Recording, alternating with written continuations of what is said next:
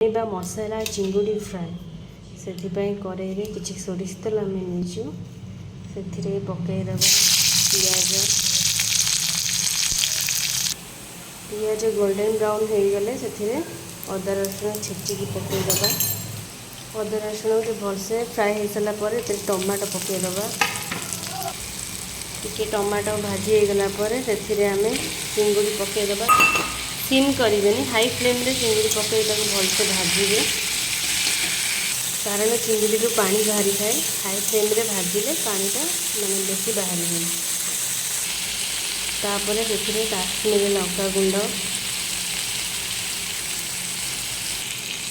तापर हलदी गुंड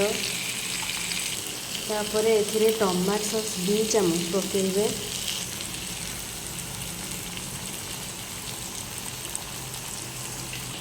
हाफ चम्मच सोया सॉस